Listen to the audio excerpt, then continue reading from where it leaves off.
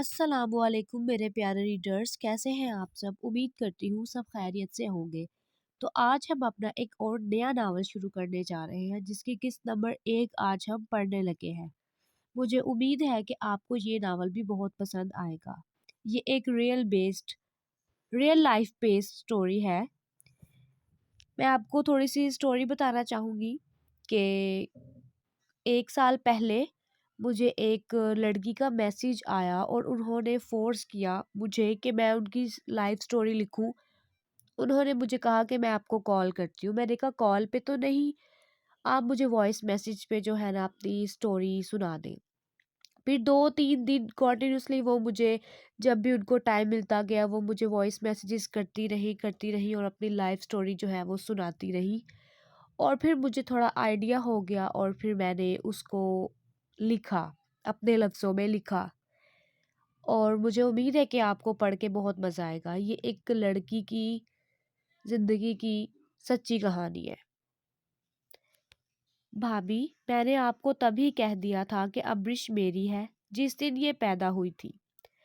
اب آپ اور بھائی اس بات سے ہرگز انکار نہیں کر سکتے ہیں۔ ابرش یہ سب دروازے کو کان لگائے سن رہی تھی اور دل ہی دل میں خوش ہو رہی تھی۔ ابریش نے ابھی 9ویں کلاس کے امتحانات پاس کیے تھے۔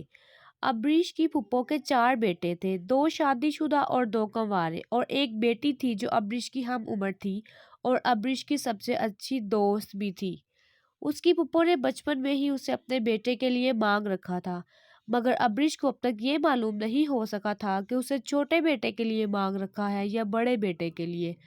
ابریش نے اپنے دونوں کزنوں کو بھائیوں کی طرح سمجھتی تھی، کیونکہ وہ جانتی ہی نہیں تھی کہ اس کی پھپھو نے اسے اپنے کون سے بیٹے کے لیے مانگ رکھا ہے۔ ابریش کی گرے رنگ کی آنکھیں، چھوٹی سی ناک، لمبے بال، لمبا قد، نازک سی پری ہو جیسے۔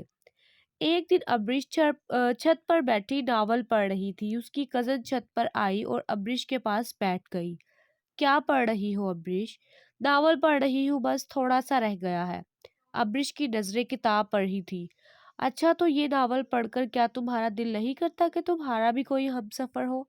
ابریش کی کزن الینا نے تمسخرانہ انداز میں کہا۔ کیسی باتیں کر رہی ہو تم؟ میں نے کبھی ایسا نہیں سوچا۔ ارے تم تو غصہ ہی کر گئی، میں نے تو مذاق میں کہا ہے۔ تم ایسے مذاق نہ کیا کرو میرے ساتھ پلیز الینا، ابریش نے تلخ لہجے میں کہا۔ الینا چھت پر ٹہلنے لگی اور ابریش ابھی بھی ناول پڑھنے میں مگن تھی۔ الینا پھر سے ابریش کے پاس آ کر بیٹھ گئی۔ کب ختم ہوگا تمہارا یہ ناول؟ میں یہاں تمہارے ساتھ باتیں کرنے آئی ہوں، الینا نے منہ بناتے ہوئے کہا۔ ہاں ہاں بولو بھائی، کیا باتیں کرنی ہے تم نے؟ ابریش نے ناول بند کرتے ہوئے کہا۔ الینا پھر سے ٹہلنے کے لیے کھڑی ہو گئی۔ آؤ ابریش، چکر لگاتے ہیں یہاں وہاں اور ساتھ ساتھ باتیں بھی کرتے ہیں۔ ابریش بھی الینا کے ساتھ ٹہلنے لگی۔ بہت ہی پیاری ہوا چل رہی ہے۔ ابریش نے آسمان کی طرف چہرہ کر کے لمبے لمبے سانس لیتے ہوئے کہا۔ ابریش، تم جانتی ہو ابتہاج مجھ سے تمہارے بارے میں پوچھ رہا تھا، الینا نے کہا۔ وہ کیا پوچھ رہے تھے میرے بارے میں؟ ابریش نے حیرانگی سے الینا کی طرف دیکھتے ہوئے کہا۔ پوچھ رہے تھے ابریش کس طرح کے ناول پڑھتی ہے۔ میں نے ان سے کہا کہ وہ تو بہت ہی رومانٹک ناول پڑھتی ہے، الینا نے ہنستے ہوئے کہا۔ ارے تم نے مجھے کس دن دیکھا رومانٹک ناول پڑھتے ہوئے؟ ابریش نے سخت لہجے میں کہا۔ ارے کیا ہو گیا ہے؟ آج تو تم میری ہر بات کا غصہ ہی کیے جا رہی ہو، کیونکہ آج تم باتیں ہی ایسی کر رہی ہو، ابریش نے منہ بناتے ہوئے کہا۔ اچھا سنو تو صحیح، الینا نے کہا۔ ہاں بولو، اب کیا ہے؟ ابتہاج بھی ناول پڑھتا ہے اور تم بھی ناول پڑھتی ہو، تم دونوں کی کتنی عادتیں ملتی ہیں نا۔ ارے ایسا نہیں ہے، ایک ہی عادت ملتی ہے، اس سے کیا فرق پڑتا ہے؟ ابریش نے کہا۔ فرق پڑتا ہے نا، مجھے تو اس کی باتوں سے ایسا لگتا ہے جیسے وہ تمہیں پسند کرتا ہے۔ اوف میرے اللہ، یہ ساری باتیں تم سے کس نے کہہ ڈالی الینا؟ ابریش نے سرد لہجے میں کہا۔ ابتہاج جیسے تمہارے بارے میں مجھ سے پوچھ رہا تھا، مجھے تو یہی لگتا ہے کہ وہ تمہیں چاہنے لگا ہے۔ ابریش نے اب کبھی ابتہاج کے بارے میں ایسا نہیں سوچا تھا، مگر آج وہ الینا کی باتوں میں الجھ کر رہ گئی تھی۔ ابتہاج بہت ہی ہینڈسم اور سخت مزاج لڑکا تھا، جس کا رنگ سفید، براؤن، ہلکی ہلکی سی داڑھی اور اپنے آپ پہ رہنے والا لڑکا تھا۔